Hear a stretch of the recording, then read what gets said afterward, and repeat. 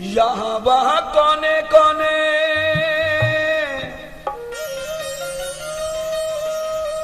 यहाँ वहाँ कोने कोने अरे तू ही मशहूर है और निकट से भी निकट है वो दूर से भी दूर है। तू ही एक मालिक है सारी कायनात का, फूलों भरी क्यारियों का, तारों भरी रात का, और तूने सजाया ये सकल जहान है। और तू कितना महान है, तू कितना महान है।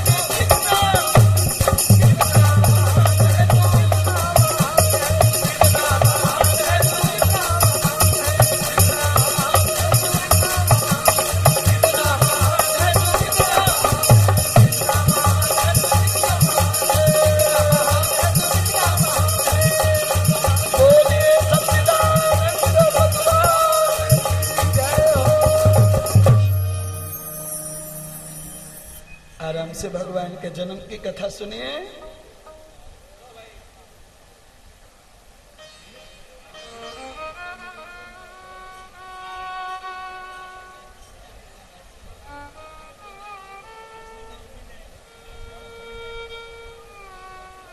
दर्शन याद रखिए, कीर्तन में भजन में कथा को ना बिसराएं। यदा यदा हि धर्मस्य ग्लानिर्भवति भारत अभ्युत्थानम धर्मस्य तदात्मानं सृजाम्य अहम्।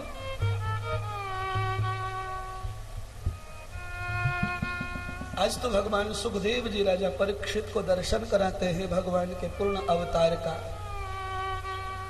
राजन, भगवान विष्णु ने बालकृष्ण अर्थात कृष्ण कन्हैया के रूप में अवतार लिया है।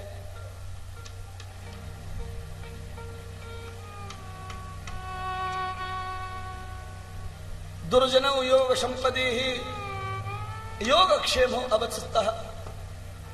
भगवान दुर्जनों के लिए अवसर लेते हैं, क्योंकि आपने देखा है हमेशा कोर्ट कचहरी में जहां जाओ वहां अपराधी को अवसर दिया जाता है सुधरने का, सज्जन को अवसर देने की जरूरत ही नहीं पड़ती। इसलिए भगवान अवतार लेने से पहले अवसर देते ही सबको। राजन, पाप विमुक्त विभूतानां मेधनी पाप भूषिता।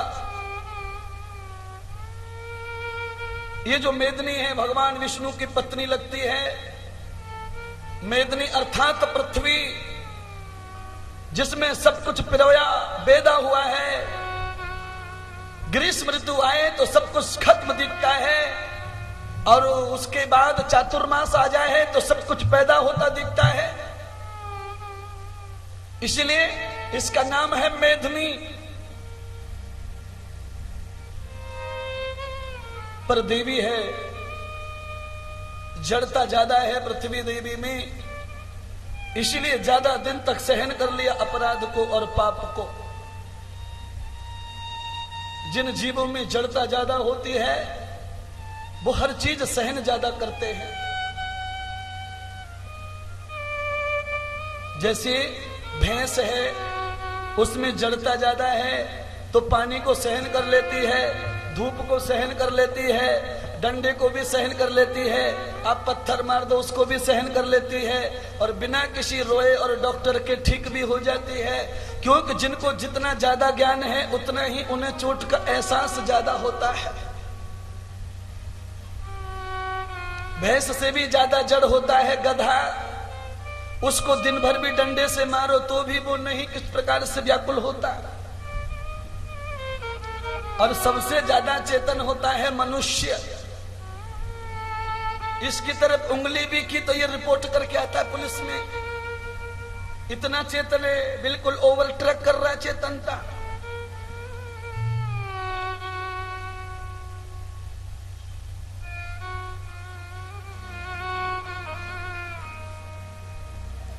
आज जड़ पृथ्वी देवी ने